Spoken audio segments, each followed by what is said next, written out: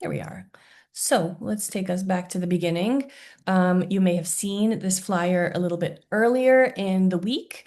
Thank you, Amber, for putting it together.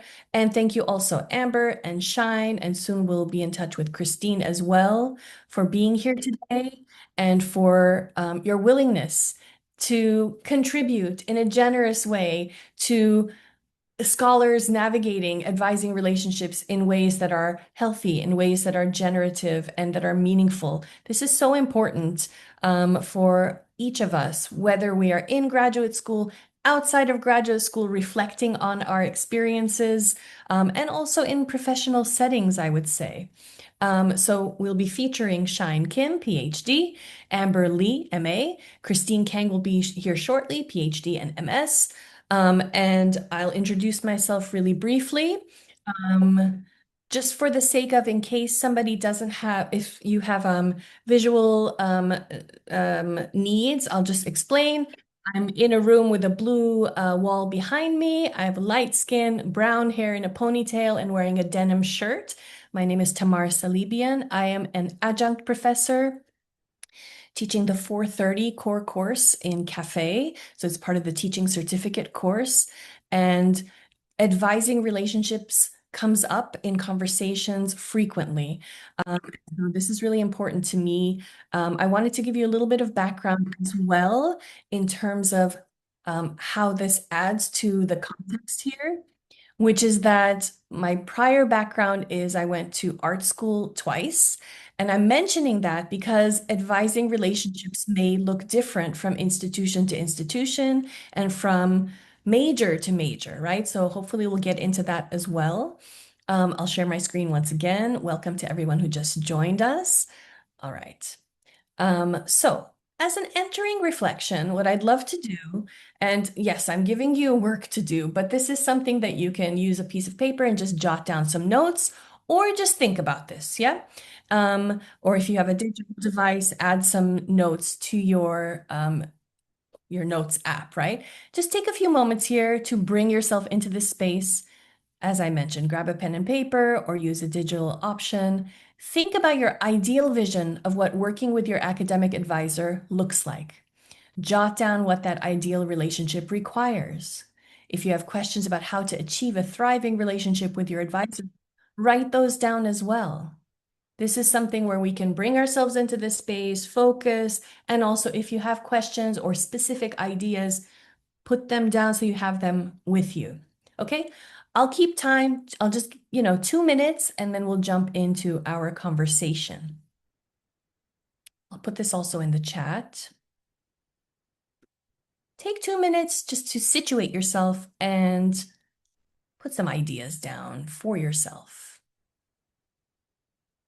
Oops, sorry about that.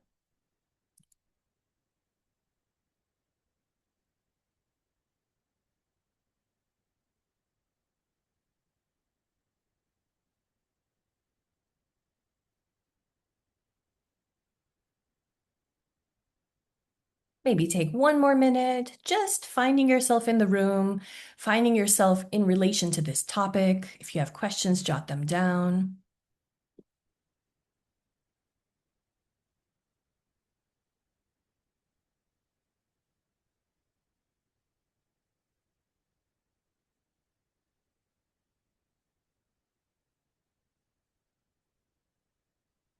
Maybe 30 more seconds.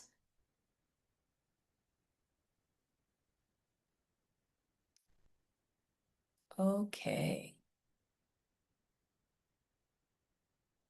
So this topic is important for many reasons. And so I put together just a quick set of questions that you might want to also think about in addition to maybe the questions that came up in this past couple of minutes of reflecting. So I'm hoping that today we can address some, if not all of these questions, which include what are the responsibilities of your academic advisor? What are not the responsibilities of your academic advisor? How frequently should you meet with your advisor at various stages of your graduate process? And that may look different from person to person, and we'll talk about that as well.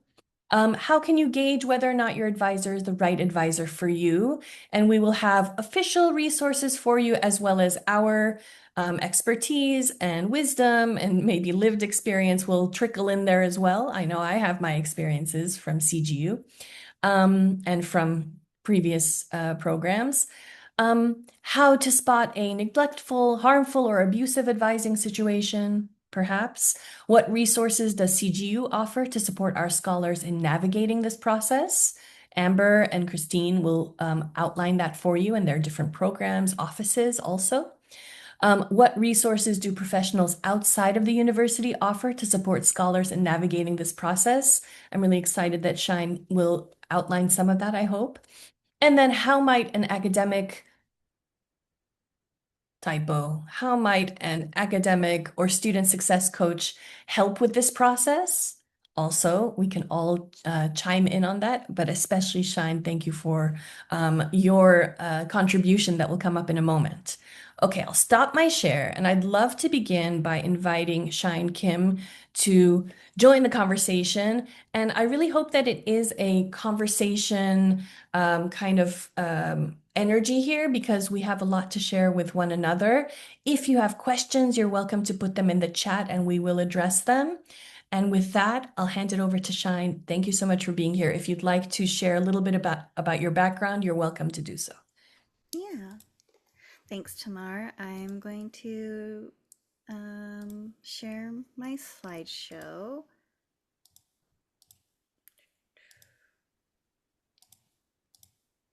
Okay, can you all see that? Yes. Okay, so yeah, as Tamar introduced, thank you for the kind and thorough introduction. I will be talking about a little bit more about how you can navigate an advisor-advisee relationship. I'll talk about both the healthy and unhealthy aspects so that it's not just all like doom and gloom, like there's no hope, because there is. So I'll get into it. Okay, so a little bit about me. I am a first gen scholar and a second gen Korean American. I graduated from CGU in 2024 with my PhD in education, and I did my dissertation on power dynamics and advisor advisee relationships. And now I help grad students make progress at their own pace, even when their advisor is unhelpful. So I am applying what I am doing. But before I move on, I want to get to know you all a little bit too. So if you could put in the chat your preferred name, pronouns, program, and year you're in the program, that might help. I just need to find a way to open the chat box. Ah, there it is.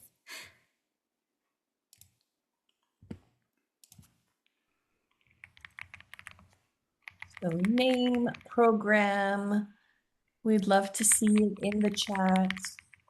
Excellent. Hi, Angel. It's good to see you.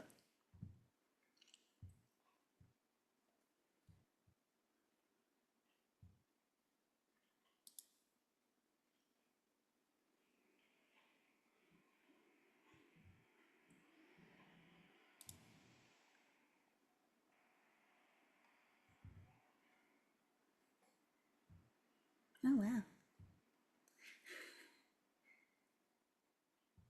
It's okay, Katrina. I understand. Time becomes a blur eventually. Okay. Well, I'm going to continue, but thank you so much, everyone. I really appreciate getting a little bit more context. It sounds like there's a variety of disciplines, which is good.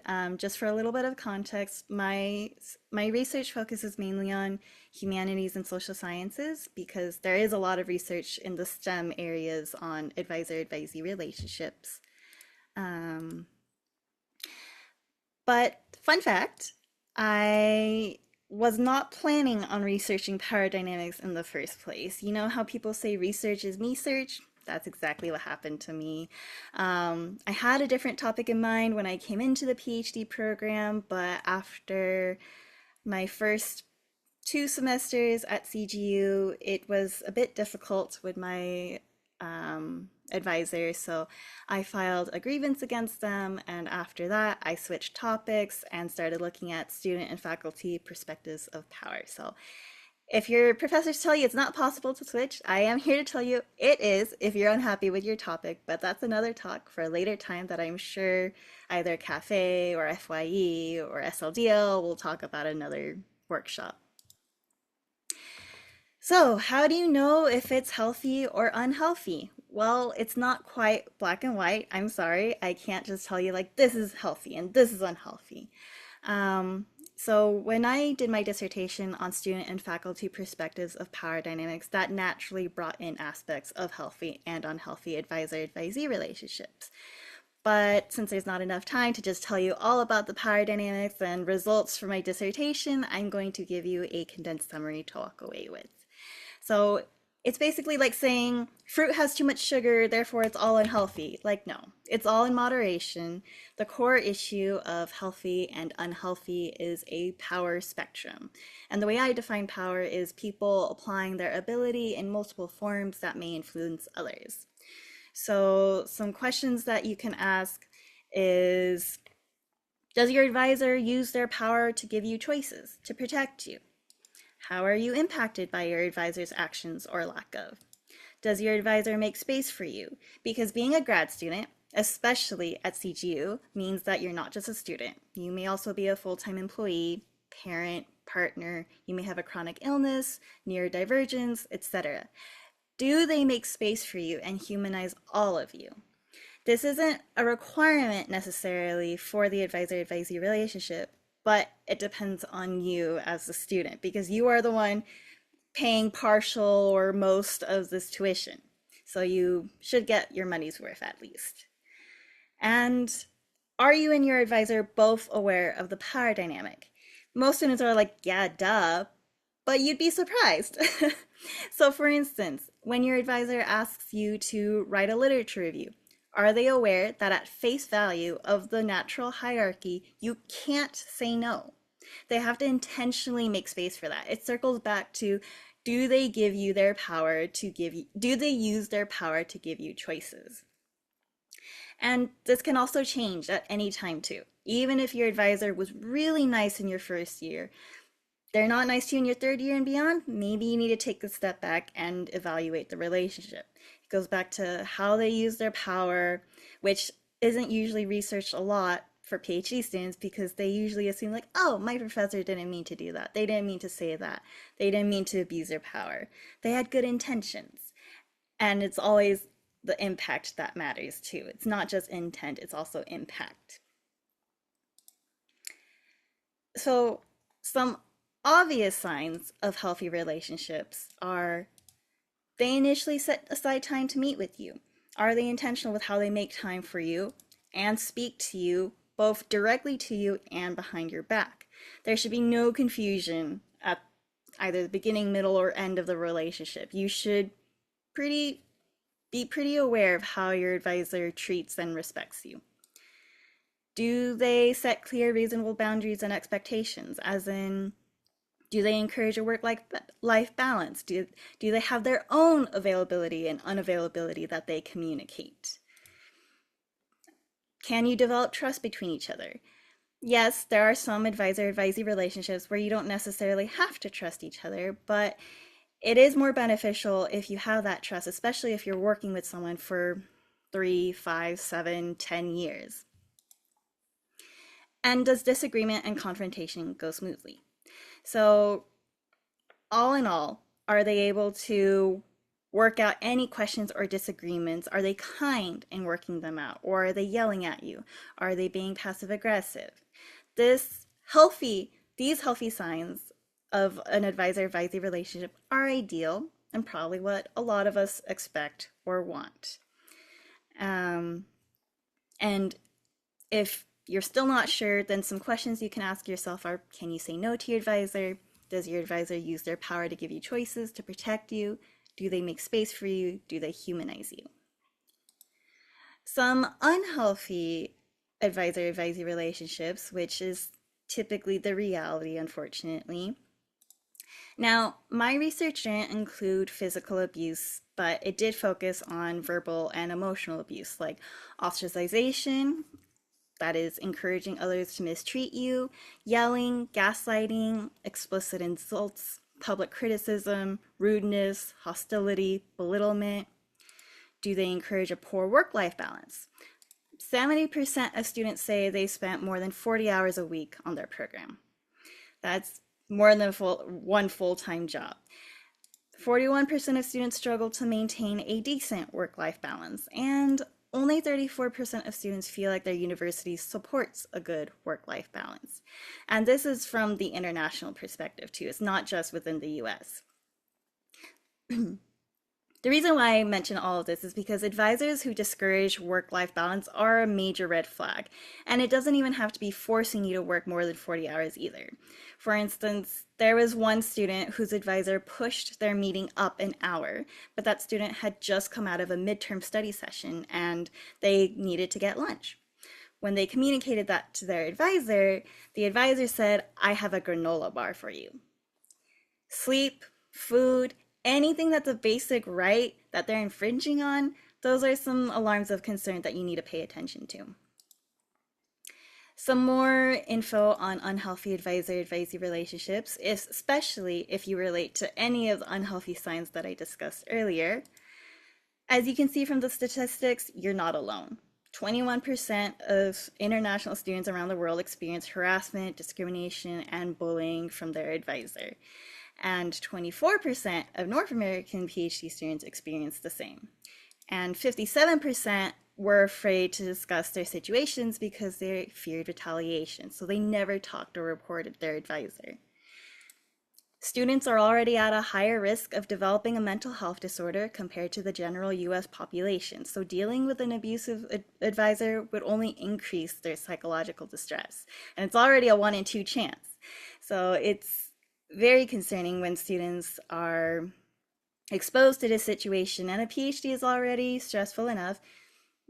Masters are also stressful, but the survey data that I had at the time just focused on PhD students. One other thing is that the reality of advisor-advisee relationship science is that they're not always obvious. And a lot of students fall on a spectrum of healthy and unhealthy behaviors, like neglect. Maybe the advisor is really nice to you, but they don't respond to emails. They don't read your work. They delay feedback for some arbitrary reason. At first glance, it doesn't seem like it's unhealthy, and you just can't decipher for sure if they meant to harm you. But what if they stopped responding to your emails, or they never responded anyways, and you missed the deadline to apply for classes next semester? Then you have to pay a fee. Of course, maybe the professor can talk to student accounts and say like, "Oh, like that was my fault, I'm sorry, please remove the fee." But still, that shouldn't have happened in the first place. So there's a lot more ambiguity, and this is where intent and impact matters. The intent is, how does the faculty plan on performing their action using their power? And again, like I mentioned earlier, this isn't often researched because PhD advisors are professional. It's assumed that if they make a mistake, it's unintentional, it's an accident. Everyone rationalizes that they have good intentions and they're trying to just be a good person, trying to teach a lesson. But the impact is when, if it affects you, it's the effects that the student experiences from the faculty use of power. And you have to ask yourself, how does it impact you? How does it impact your program progress? How does it impact your career development, your personal, professional development? These are questions that you can ask yourself if you're unsure of your advisor's behavior. Another way that you can do it is talk to other people. That's what I did with my situation. I talked to other friends. I said, "Is this normal? Like, I don't think it is, but I'm not sure." When in reality, it was impacting me very much. I was crying every day. I was stressed. I was anxious. I didn't want to deal with my advisor. And 65% of students say they're satisfied with their relationship with their advisor, but you don't know what your advisor is like until deeper into the relationship.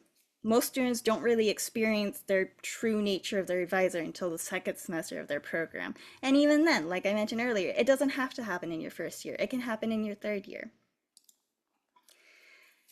Confrontation applies to any type of advisor-advisee relationship, We're human. We're bound to have a disagreement or conflict at one point or another.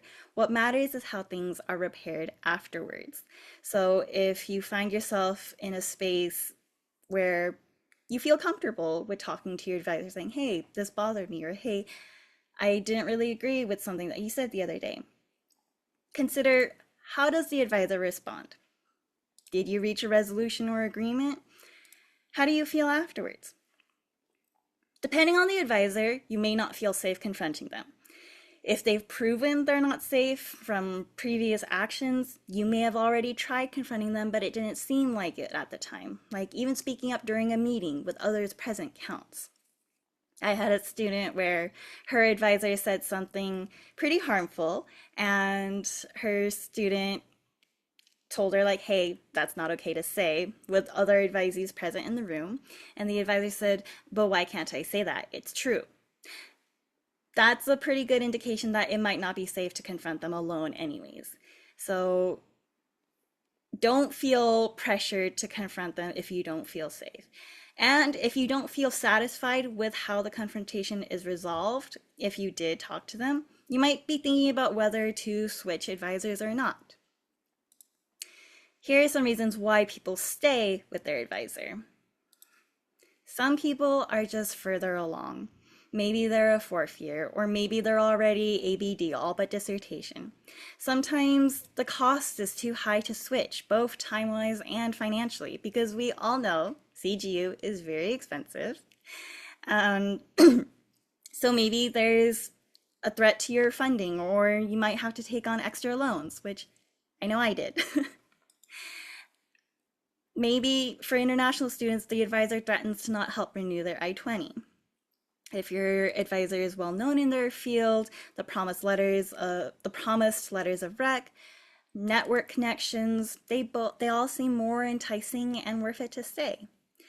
And there's also a benefit of the doubt. Maybe your advisor didn't mean to react like that. Maybe they just had a bad day. Maybe it was a one-off experience. It's not a bad thing to give benefit of the doubt, but don't dismiss their behavior either. Just be sure to keep it in mind in case a pattern starts to show. And there's nothing wrong with staying with your advisor either. Like, there's no shame in staying or switching. It's just whatever's best for you and your academic journey. Whether you decide to switch or stay, both are heavy decisions and difficult to make. They're both gambles on your future because you want to hope for the best for yourself. These are reasons why people switch. If you're a first or second year student, you're at an ideal point where you can switch without huge repercussions. For me personally, I was in the summer after my first year, right before my second year, debating on switching advisors. The thing that solidified it for me was when I was talking to my friend and they said, your CV will look amazing if you stay with this advisor, but as a person, you will wither. And for me, sacrificing my personal and mental well-being for professional and academic success wasn't worth it. I decided to switch advisors. The advisor that I switched to didn't have similar research expertise, but that wasn't a priority of mine. All that mattered was that they were a good person. And regret is a thing. 22% of students say they would change their advisor if they could redo their program. Switching or staying aren't your only choices. You can also advocate for yourself. This is the one thing that I tell everybody, regardless of whether they have a good advisor or not. Document everything. Documentation is important, especially if you decided to take formal action like filing a grievance. Find others who had similar struggles. Find others who had your advisor, or they also had an abusive advisor in general.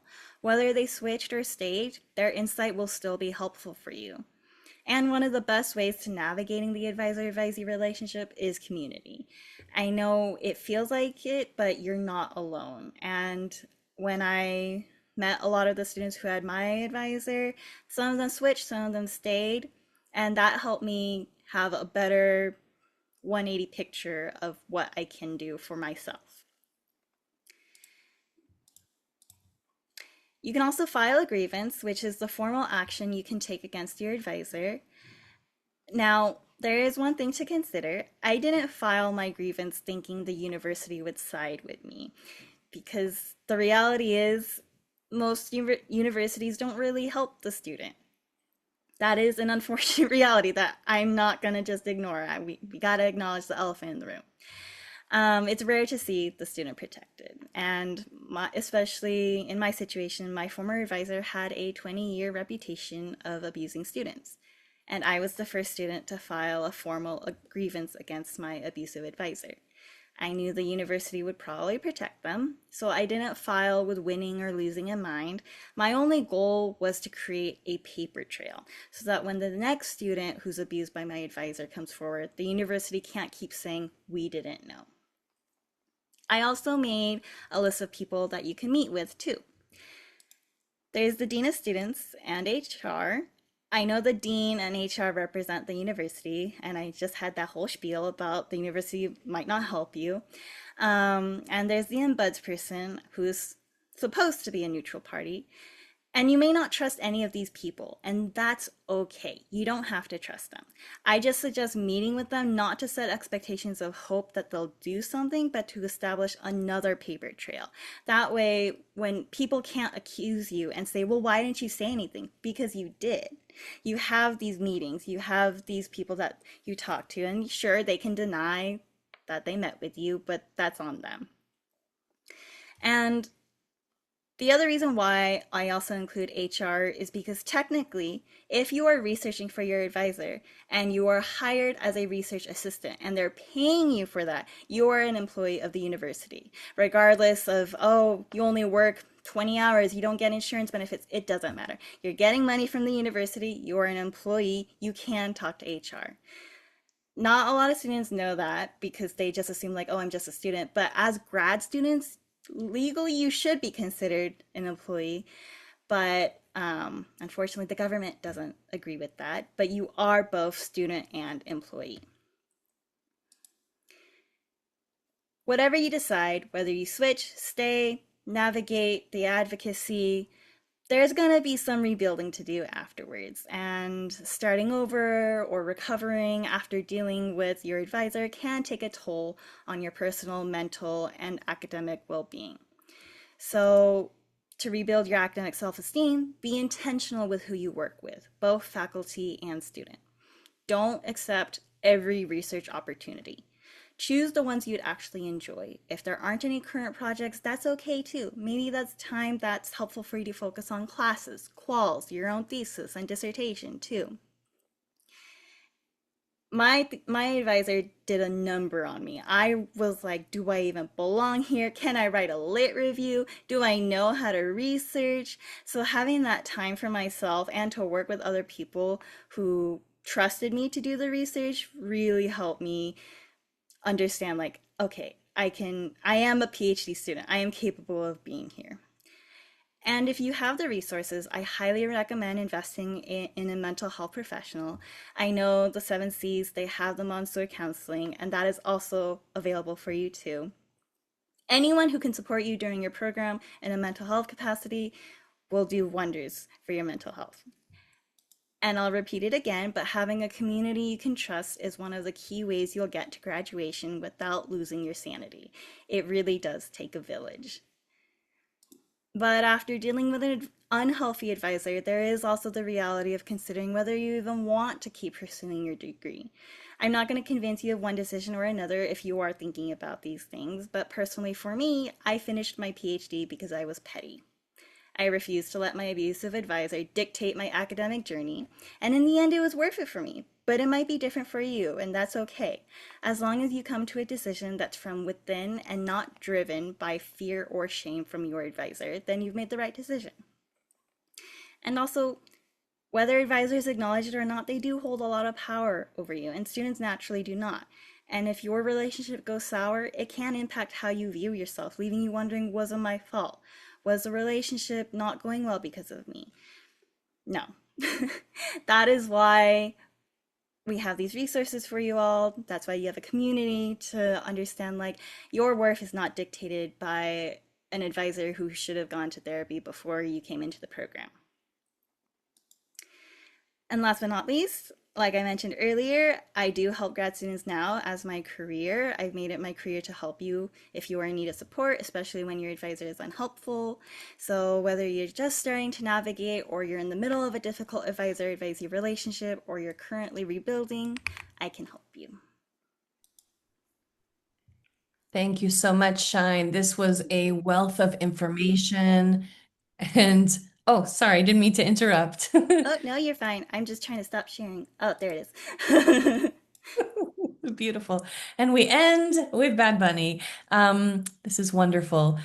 I would love to invite Amber to join the conversation as well. There are some questions in the chat. I'm being mindful of them and we will address them as well. Amber, could you, whatever you would like to do to introduce where you're at, how you are involved in this particular topic, and then also how can CGU support our scholars navigating academic advising situations, Yeah. relationships? Well, thank you so much. And I just want to give kudos to Shine. We worked closely together over the years, so really happy to see all your accomplishments. My name is Amber Lee. I am the Director of Student Engagement and Retention here at CGU. I've been here for a little over 4 years. And I do have a master's degree in education from Redlands University, so very close by, similar institution type. But yeah, I'm happy to kind of jump into the conversation and just highlight some programming that we have that will be helpful for, I know I saw in the chat some first year students and some new students coming in 2026. So I do want to highlight our first year program called Flourish in Your First Year. And it's really just designed to help new graduate students transition into their academic journey and help build the skill sets that you might need in particular to understand academic advising, the relationships with your advisor that you should have, and then of course the other resources that we have across the 7Cs. So we have a lot of webinars with librarians, with faculty members, and then with staff that hold specific expertise in different areas. So we'll let you learn a lot about that as we get closer to the fall term if you're interested in joining any more of those events. But this is kind of set in a like 102 series. So our research librarian hosted, or sorry, our faculty members hosted from their perspective of what academic advising would look like for other first year students a few weeks ago. And we thought this is a good opportunity to hear from Shine on what her student experience was like, because as you can imagine, those are going to be two varying perspectives.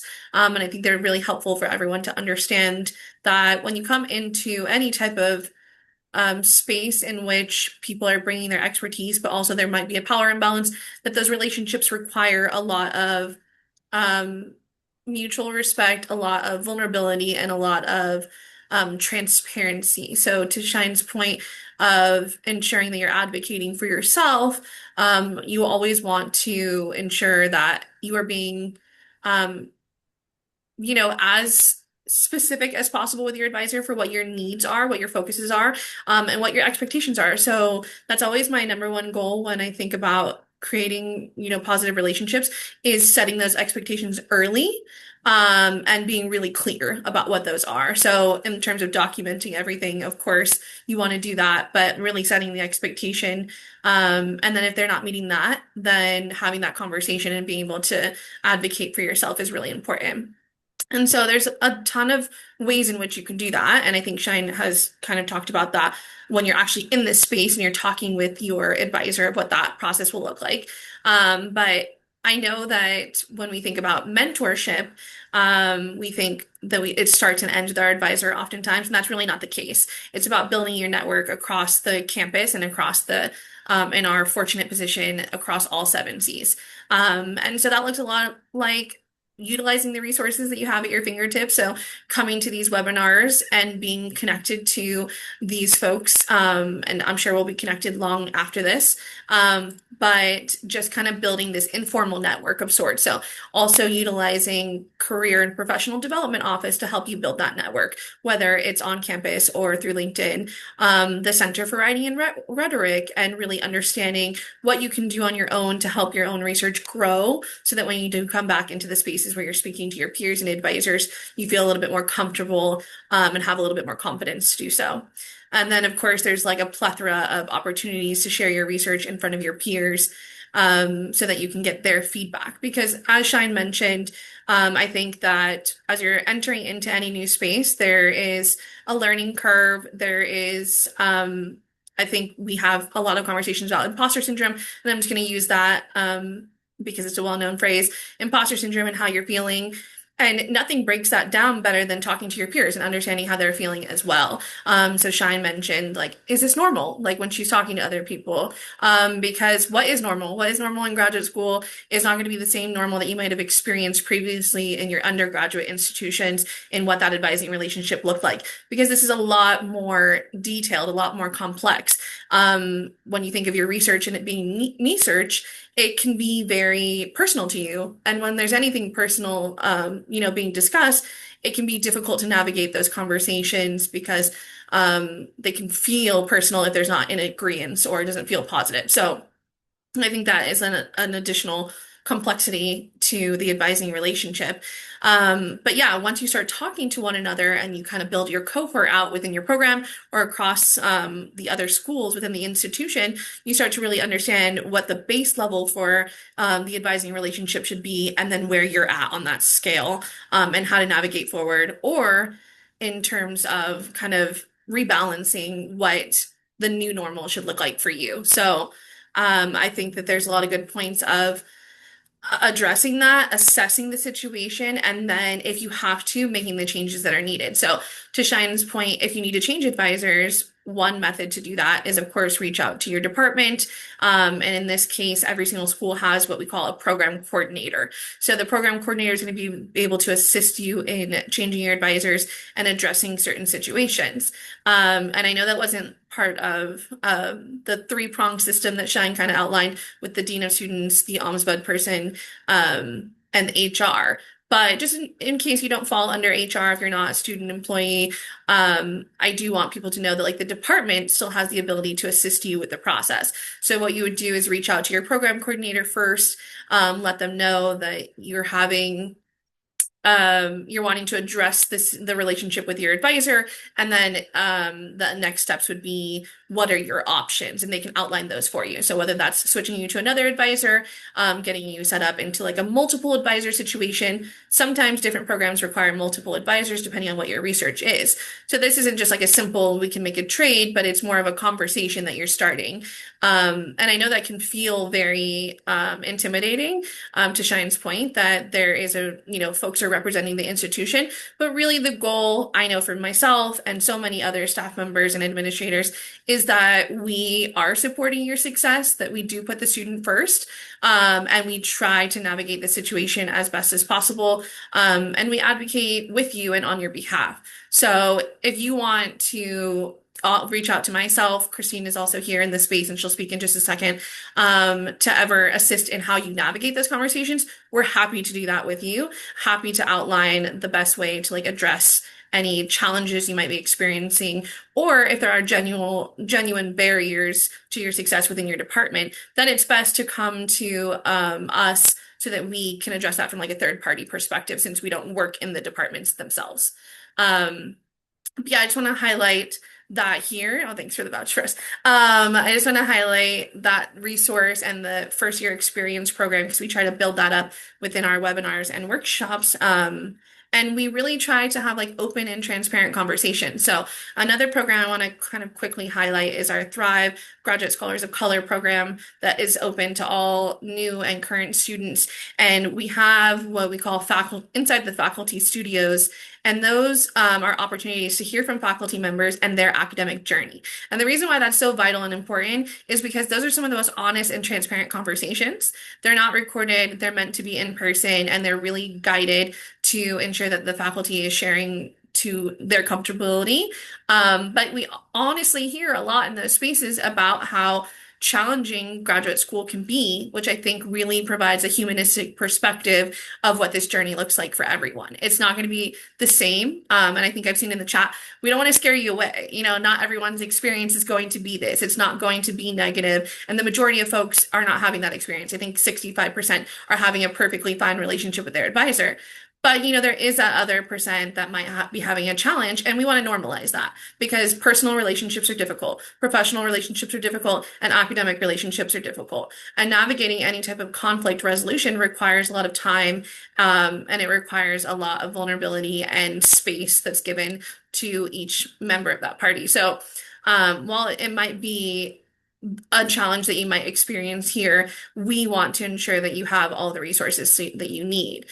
So we've created all these webinars, we've created all these workshops, but really, I think the greatest resource that you can have is your peers, and the staff members that have a little bit of outside perspective that can help guide you.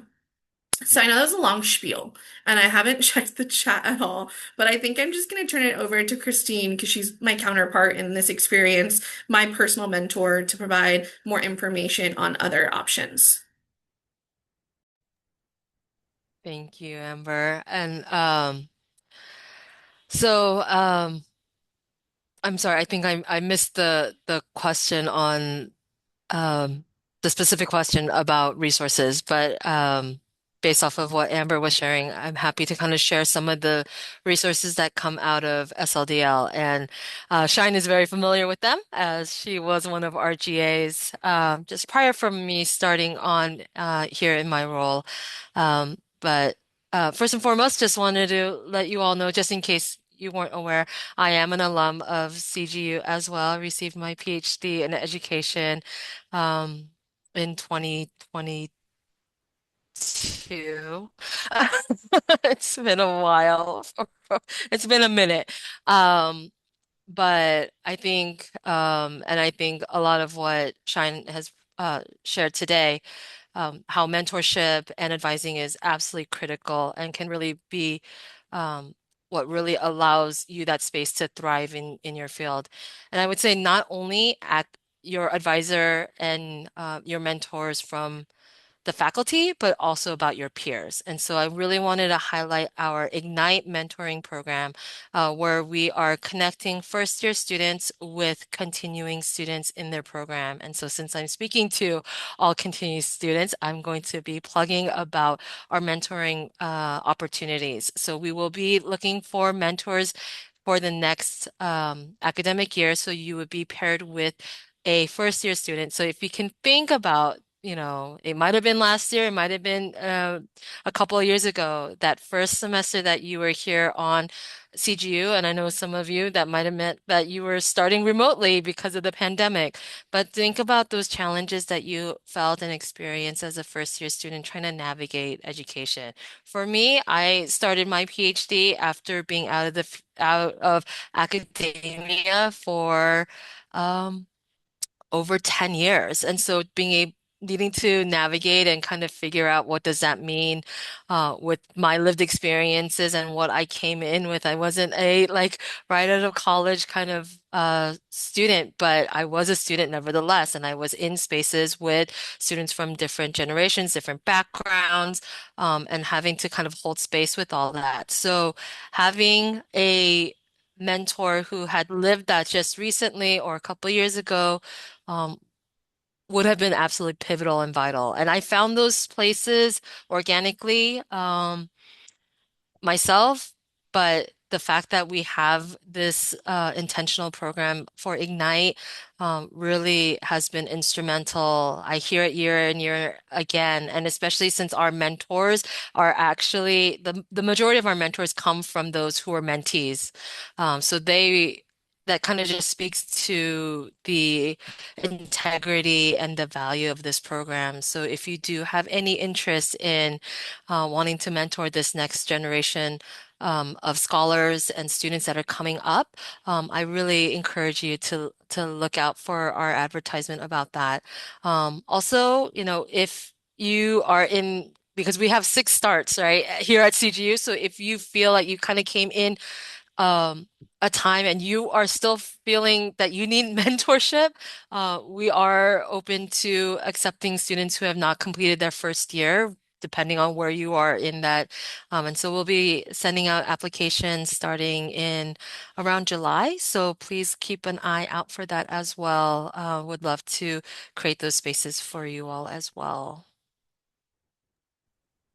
This is excellent. Christine, thank you so much for this input. And I put the link to Ignite in the chat. There are a couple of links in there as well. What I'm going to do is I have access to save the chat. So I will include the resource components from the chat in a document along with the resources that Shine has put together so that we'll have that for all of you who are here participating um, as so that you have access to them. And I just wanted to also mention, especially after hearing from Christine and Amber, that for me, completing my PhD at CGU wouldn't have happened if not for the staff in the career office, the folks in the Center for Writing and Rhetoric, the actual folks who are not necessarily the faculty, right? So keep that in mind. These are folks who have earned advanced degrees in many cases. These are folks who are navigating a number of different things at the same time,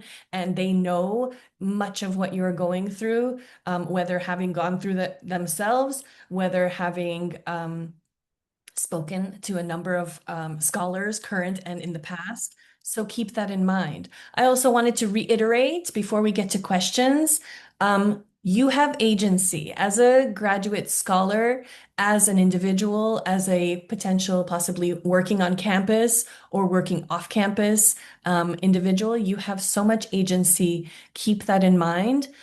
For me, I did change advisors, and one of the questions in the chat does relate to that. And I also changed my committee 3 times. And so that's possible. Know that that's possible. You're not alone in um, navigating things. And I encourage each of you to embrace the fact that you have options.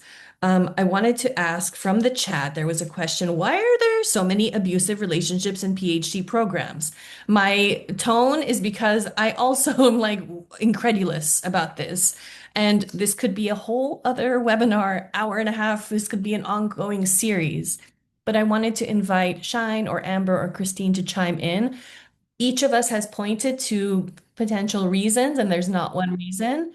The power component, the power dynamic component plays into that. Shine, you pointed to that. Folks, would you like to chime in? Excuse me. Why? Why is this way?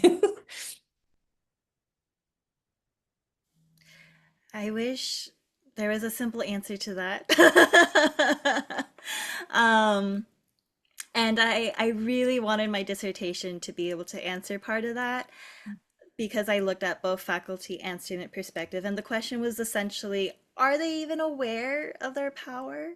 Unfortunately, all of my faculty participants were wonderful people who loved to work with and support their students. I did have one abusive professor, but they dropped out of my study, so I couldn't include their data in my dissertation. But I honestly think, one, it's because of previous faculty who were their advisors who taught them. And there's one concept, it's called academic hazing. I know it's more familiar with Greek life in undergrad, but it is also applicable to graduate school where it's basically, I suffered, so you should too.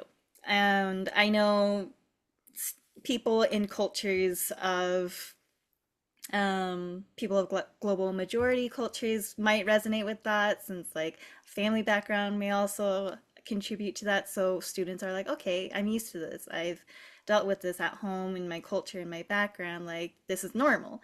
But unfortunately, it's not. It's if it works for you, great. But if it's causing you harm, if it's causing you turmoil and you're like, I don't think I think I want to drop out, like definitely talk to someone. But the short answer is there is no short answer, and faculty either replicate their own trauma or they get bitter and tired from dealing with so many changes. Like they're not just advising students, they're also dealing with department politics. They're trying to get their own promotions and trying to get tenure, or they already have tenure, so they're like, I don't have to care about my students anymore, I can do whatever I want. Like there's so many reasons, and unfortunately it is common, and I wish it wasn't, but that's why we're here educating you all so that you can navigate it and advocate for yourself.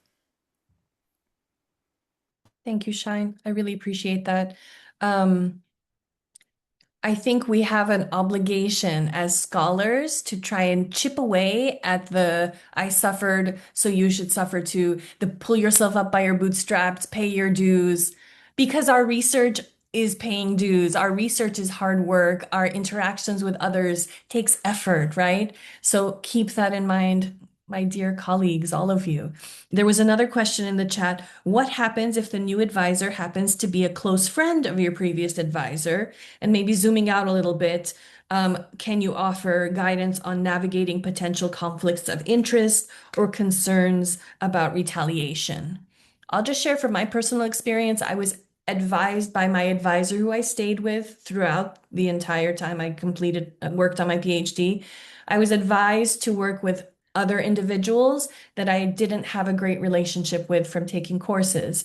And that escalated in the dissertation proposal process, and I lost time because of that difficulty. And so for me, a pressing matter is I don't want y'all to lose time, right? Like I want this to be something that you do at the pace that you want, but that you do in a do and then move to the next chapter, right? And so I wanted to ask y'all, Amber, Christine, Shine, what about concerns about retaliation? What about conflicts of interest? For me, I just kind of had to say, oh, well, like I'm gonna go with who's um, whose focus academically, like scholarship wise, aligns more well with who I'm, with my own interests, as well as if it's not working, you have to move on. But there may be more to that. So, folks, chime in, please. Yeah, I mean, as a student, you're protected from retaliation at all times. So if you're experiencing that whatsoever, you have the ability to go to the dean of students, and have those conversations. So I just want to let everyone know that there's a level of protection that you'll be receiving. And in terms of conflict of interest, I think you can assess what the conflict is and then just make that known. Definitely, like in a mediated situation, I again would still call in the dean of students in this case to help them navigate that situation. There are oftentimes in a lot of programs here where like maybe one person has your niche research interest, right? We see that pretty often. And so it is a level of kind of navigating that really particular situation. But I think where we're really fortunate, and I think I mentioned this a little bit earlier, is because we're within the Claremont colleges, there's a huge network here, right? So maybe one niche interest, maybe that person doesn't work here, but they could work at one of the other colleges, and we have the ability to call them in to assist in that research process and assist in building out your personal kind of network for your mentors. So even if they're not your direct advisor, they could still come in and provide a level of assistance to you. But yeah, these are conversations that you would have. I would just say like mention them on the front end. If there's any uncomfortability, just make that known. And again, we can help you navigate what that conversation should look like if you don't know how to like present it in a way that you would like in any specific way, we can kind of address that. But I just want to make it very clear, like we are here to protect you from any retaliation or any experience. It's not as easy as it always seems, to Shine's point, but you're always, the if you are experiencing any abuse or anything like that, we are here to serve as your barrier to that experience and your greatest advocate. So please let us know. Thank you, Um, Christine or Shine. Yes. I'm going to acknowledge the question that we've just been answering, and also Katrina's question of what if your department has a finite number of professors, like 4 or 5, and it's difficult not to work with a disagreeable advisor or professor on committees or even as an advisor. Both are great questions. So, if your new advisor happens to be a close friend of your previous advisor, like Tamara suggested, like there, and Amber said, like there may be something more beyond that. I know for me, I education was a very small department. There's a few more professors now, but at the time that I was in it, there were very few professors I could switch with. I was very scared. I didn't feel like I could really fit with anyone. I didn't know who my advisor was best friends with. So I went to the dean because I needed her guidance because I knew out of everyone the dean would know like who I would be able to connect with. My second advisor that I switched to, they did sometimes interact with my former advisor because they're colleagues. It's a very small department. Like that is very unavoidable, unfortunately, in a small department like with 4 or 5 professors. So the key thing that Amber had said earlier of setting expectations and just like gauging like, okay, well, how close is that advisor to my advisor? Like, are they really best friends? Like, I know one professor in the education department, they loved talking to my first advisor. They chatted, they would have a lot of great conversations. But later on, I learned that professor had no idea of my abusive advisor's reputation. So it's it's unfortunate that abusive advisors tend to be very good at manipulation, and that may be the case here, where they're good friends with the advisor as a person, but they don't know them as a professor. Um, in terms of retaliation, uh, that shouldn't be the case. That shouldn't happen. Unfortunately, it might and it can happen. Um, if you have a good advisor, they should be the one protecting you. Like, for instance, I ended up switching advisors twice. The second one was wonderful. I would have kept her, but my research and my needs, like I liked having professors who responded to my emails in a timely manner. So I switched for practical reasons, but my third advisor, he defended me in any of the faculty meetings. Whenever my first advisor would try to badmouth me or try to blacklist me from potential awards at CGU, he defended me immediately. And that's when other professors would join him and defend me as well. So if you have a good advisor that you switch to, they should be the ones protecting you from retaliation first. Like you should not be hearing of the retaliation if they're a good advisor, which was true. I didn't even know about it until a different professor told me about it. Um, I hope that answers both of your questions. If not, I'm happy to chat another time. Thank you, Shine. Christine, did you want to? Yes. Sure. So I switched advisors twice, and so I landed on my third and final advisor. Um, and one was traumatizing, and one was really just I was I became aware of what I needed, and they were not able to provide that. It was very amicable, nothing other than short of I realized what I needed more and was able to find someone who kind of fit that. So as when I went for my third and final advisor, it was somebody I never had a course with before. They had just started in the department they had started in the department after I finished coursework, so there were very little opportunities for me to have any interactions with. And so I went into that meeting of asking them to be my advisor very timidly and with very just clear expectations of what I needed from them. Um, they were very professional and didn't, in that initial meeting, ask many questions in regards to why I am leaving my advisor. And honestly, at that point, I did not know whether they would be safe for me to really divulge the reasons for that. And so I just went into that meeting very clearly, like this is where I am in my studies. This is where I am hoping to be. This is I pretty much was pleading like I know what I need to do. I just need somebody to sign off on things, get me to the finish line. It ended up being an amazing relationship. That person is still my mentor, still my advisor in so many ways. Um, and yes, the more and more as I was able to kind of share some of my trauma, my academic trauma with them, um, they became a very, very fierce advocate. My advisor was, my final advisor was very close colleagues with my um, second advisor, who I would say was very traumatizing. Um, but as we kind of organically built this relationship, sh they were able to really see my scholarship and my integrity, and they were able to see my lived experience and my story for mine, and whatever they heard or whatever they had seen from that professional perspective, they were able to keep that separate.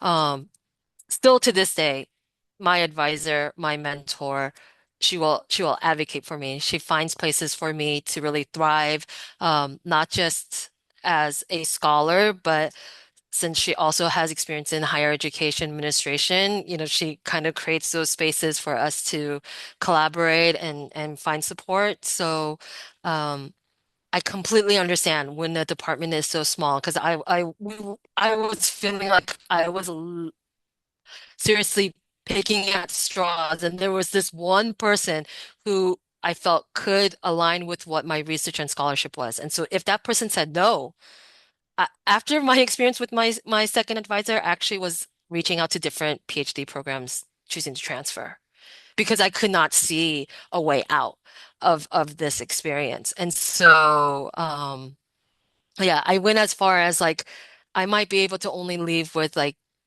10 or 15 units of, and at that point, I had already advanced the candidacy. So I actually had to advance the candidacy twice because I had already advanced the candidacy with my second advisor and I had to scrap that and then redo my research and my scholarship and defend again.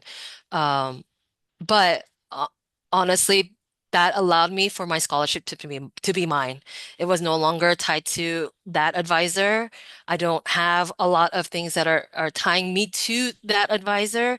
And so my dissertation, my research is mine, and I don't have to be connected to that person. And so while it was extremely difficult and challenging, and I lost time, I lost over 3 to 4 years being aligned with that person. Um, but now I can see my scholarship, I can see my positionality, I can see all of those things being mine. And I think that is the most valuable thing that has come forth from this. Thank you, Christine. Thank you so much. What you're pointing to resonates so much for me as well, from my experience. We are over time. I'm wondering if our panelists wouldn't mind staying for a couple minutes longer. And if you have to depart, panelists and colleagues here in the Zoom, you're more than welcome to depart when you need to. There were some questions here. Maybe some general expectations that we can have from our advisor. For example, should the scholar, I call students scholars, should the scholar take the initiative to reaching out for assistance? Or how often should they maybe check in with the advisor? I want to speak to this really quickly because I know we're over time. At the end of writing my dissertation, and it took me 12 years to complete the PhD for a number of reasons. One, because the committee changed 3 times. Once it was out of my control, the person left California. Although that's still that you can still work with a faculty member if they're outside of California, FYI. And the second time was just shifting things around, and the third, etc. And for me, I stayed with the same advisor whom I appreciate, but it was also a not love-hate, but a love and frustration relationship. And that's something to consider, right? It doesn't have to be perfect. We're human.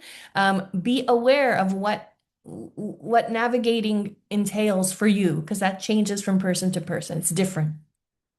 But near the end, I really made an effort. Okay, professor, Dr. Such and so, we need to meet at least once a month. And I coordinated, so I would meet not in Claremont, but near their home at a cafe. And so find what you can compromise on, what works best for you, what might work for them. If it is a healthy, it's a generative, productive relationship, And then also one detail as well is that the committee, which is different from advising, but the committee, I was much more aligned in terms of my scholarship with another member of the committee. So your advisor doesn't have to like be your, your savior. They are your advisor. They are one piece of a much larger system or network that you are working in and working with, right? But in terms of taking the initiative, how often, how frequently, does anybody want to chime in on this? For me, that was the main thing is there was this element of neglect, which I don't think it was necessarily neglect, but it was like, where are they? They like I've reached out and they're not responding. And I've heard that from our cafe scholars as well. How frequently? I'll stop talking now. Oh, go Um, ahead, Amber. Oh, I was gonna say, actually, this is referencing to what Shine said earlier, about the all of the work that the faculty members are also doing, right? They might have a large roster of advisees, they might be doing their own research depending on where they're at in their professorship. So I always suggest to students that you take the initiative and set the expectations of what you need from the relationship, and that kind of sets it forward. And if they can't meet that expectation, then there's a conversation that follows up, and you kind of advance to next options. So I would say, for advising, the typical like normal amount would be at least once a semester, bare minimum. That's a bare minimum ahead of the semester before you start like enrolling in courses. But I would say it's up to you. Like if you feel like you need to meet once a month or once or biweekly or whatever that kind of frequency looks like, you can address that. And it can change just because at the beginning of your program, you might only meet with them semesterly or monthly. That doesn't mean that as you get closer to different process or milestones that you don't need to increase that frequency or increase the conversations. So I think it's something that you have to like continuously go back to and address like where am I at? What kind of progress am I making? And what can we shift to make this a little bit better for me? And their response to that can honestly be a telltale of what your relationship looks like. If they're not responsive, then that's where you kind of need to address that in maybe changing advisors or eliciting more support in other areas. And I know that that's something that we see oftentimes. And, there will be like moments of like during the summer, they're not as responsive because they might be on a sabbatical, they might be doing their own research. So you might see a little bit of lulls, but then once they're back, they're, meeting you exactly where you need to be met. So you have to understand like in different relationships, people show up in ways that they can. So as much as you're asking them to show up where you're at, you have to show up where they're at a little bit too. There's a give and take part of this process. But ultimately, yeah, I would say take the initiative, reach out to them, and then address any gaps in responses that you're seeing. And one way to do that, and maybe this is a little bit petty, but I just respond to the same email and say like, oh, I'm just circling back to this. I'm just following up on this, so they can see the time frame in which they've responded. And I think that's just really effective because sometimes it does get lost in an inbox. Sometimes that does happen. And so I think when you're also thinking about advising, think about the modality. Think about, do I want to meet them in person? Do I want to, have Zoom calls instead of just emails? So just kind of think about what type of conversations would be the most effective for you, and what can like push your relationship forward. So that's my 2 cents on that. Thank you, Amber. Um, if everyone's cool with staying for a couple minutes more, rebuilding your academic esteem after dealing with bad advisors. How did you navigate that space? How long did it take? Um, Folks, if you'd like to share. Yeah, I would say for me, it took at least a year or two. Um, and honestly, I still hadn't 100% recovered by the time I hit my dissertation defense. Like, going off a little bit of like frequency of meeting with your advisor, it really depended on the situation and my personality for me. So at the beginning, before my dissertation, when I was starting on my quals, I wasn't working with any faculty from my department. I was working with a faculty outside of my department because they were the only faculty who showed basic kindness to me. So I was like, oh my gosh, you're so nice to me. I want to work with you. And they were also an expert in my research at the time. But because I wanted more support in making sure like I knew the format of qual and basic writing and academic writing. I worked with them very closely. I met with them every 2 weeks, or like if I set a deadline, like I'm going to finish writing 20 pages the next time we meet, we would set like a 4 week thing. So like having that advisor or faculty or professor who will not handhold you, but just be there for you and show up for you and offer those kind words when you need it. Or you can ask them, like, hey, I don't want just feedback. I also want encouragement. Am I on the right track? Like, that definitely sped up my process of healing and redeeming my academic self esteem.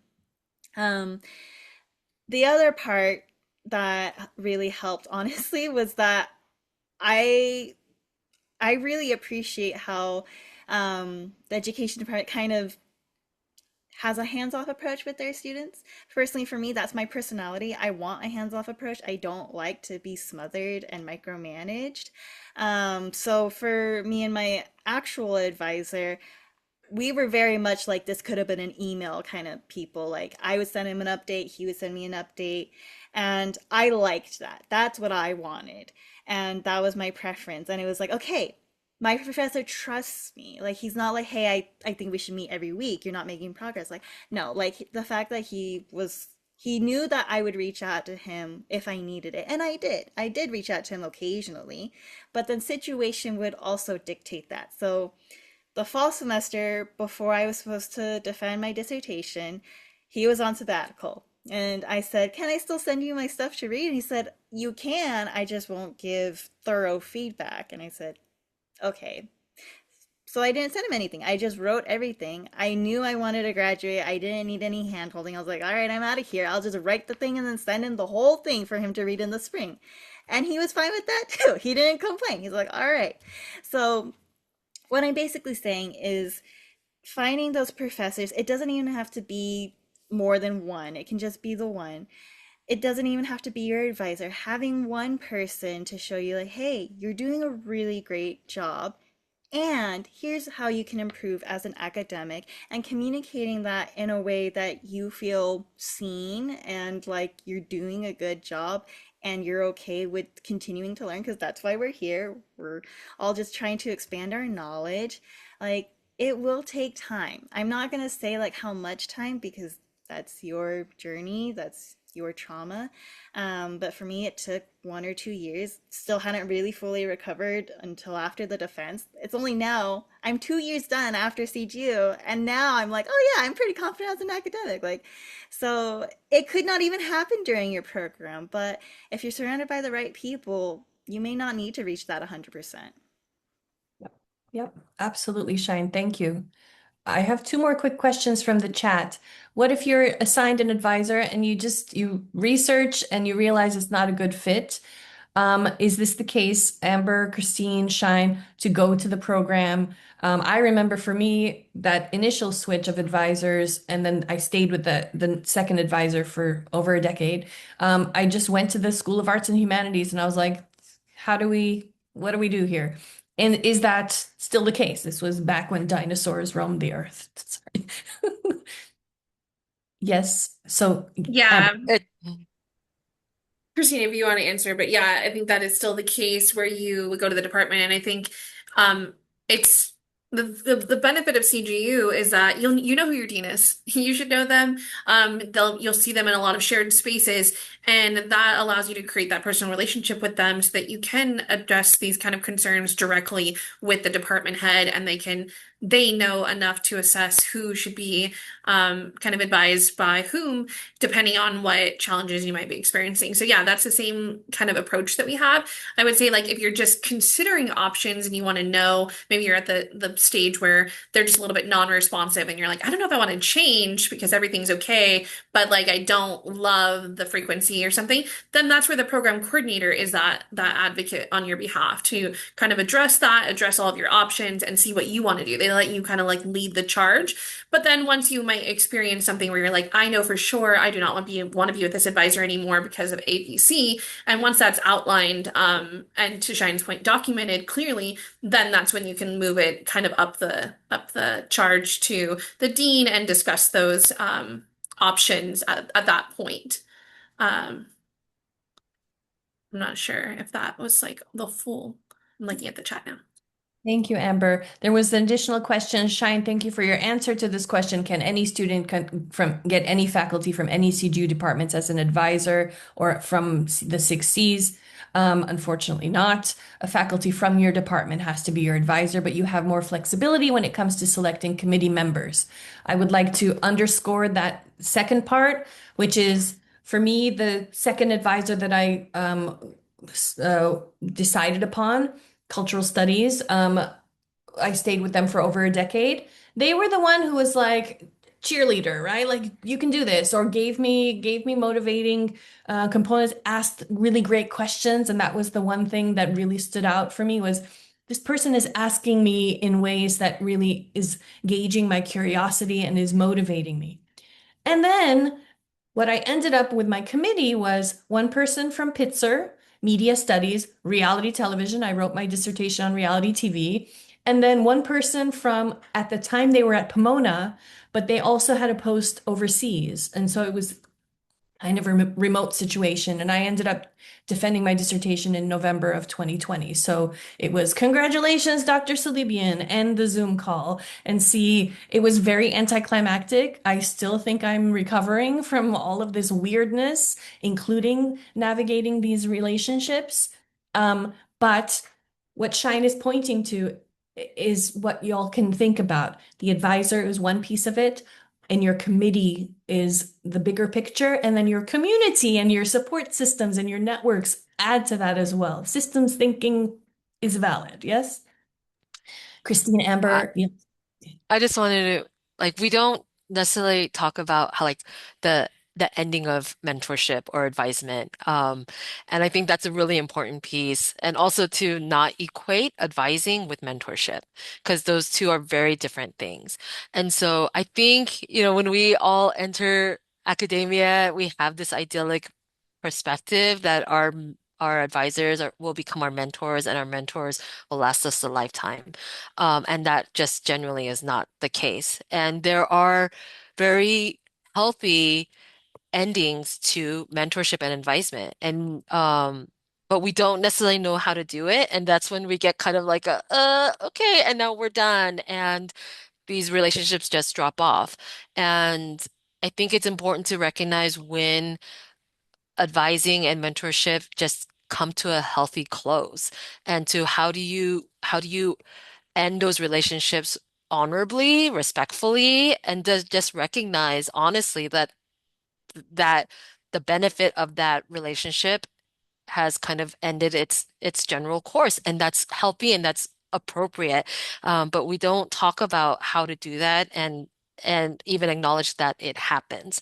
And so I think it's really important for like my very first one, it was just like I like how Shine was like, I needed it hands off. Honestly, I needed a little bit more hands on. My first advisor was very hands off. You went to them and you asked the questions, they answered it, and they felt like they were done. It was good. And I was like, okay, I need a little bit more social emotional support.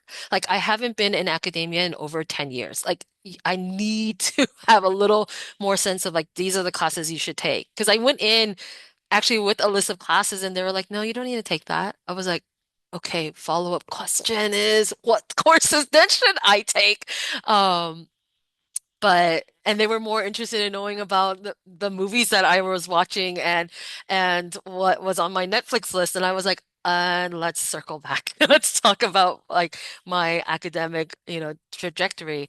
So I just realized, okay, nothing bad about that person. It was just a difference of style. And so when I moved on to my next one, I was more intentional about what I was looking for. And so back to the question of like, oh, how does the department help you? Honestly, I would advise that you kind of do that search yourself because there's obviously a reason why you are not wanting your current advisor and there's something that you are missing. And it might be hard to really put into words. It's a feeling, it's an emotion, it's a connection. And so if that is the case and it's nothing as like I'm not getting a very clear A, B, and C, and maybe your academic coordinator may or may not be able to pick up on those nuances. It's better for you to maybe do a couple of meetings with faculty having classes, meet them in office hours and see if you're getting a better sense of that. I would put the onus of finding your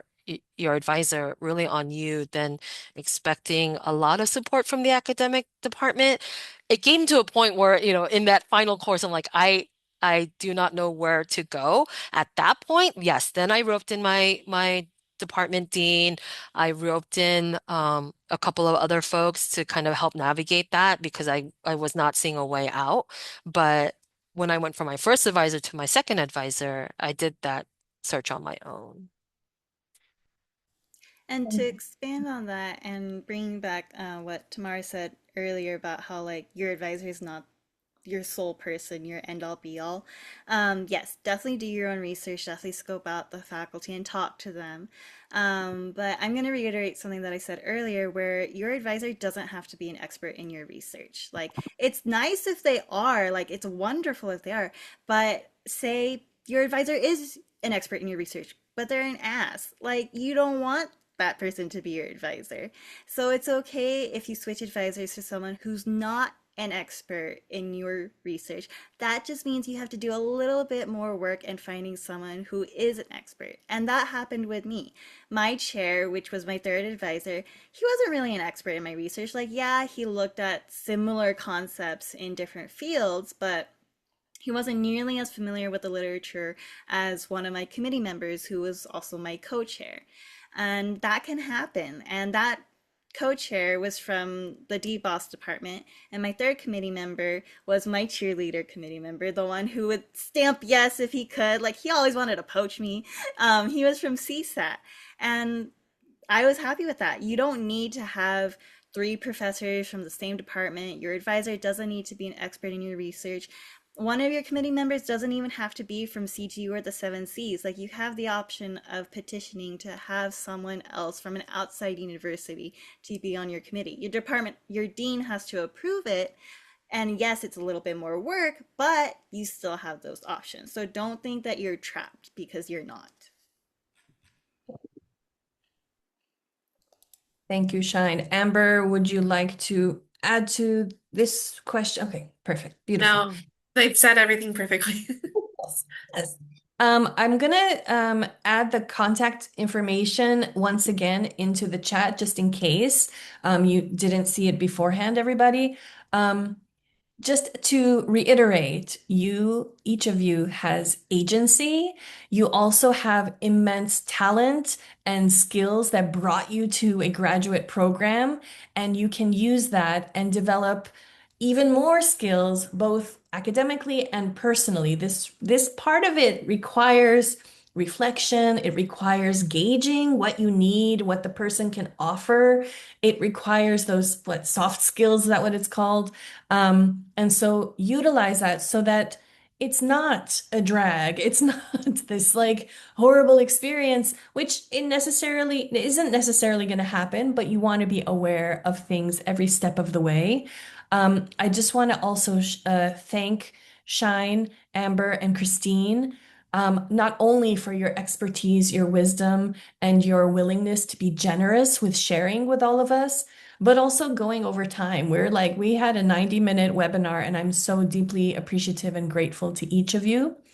And I'm deeply appreciative and grateful to each of you in this Zoom right now. You are taking an active step towards more agency and towards a healthy and thriving experience as a graduate scholar.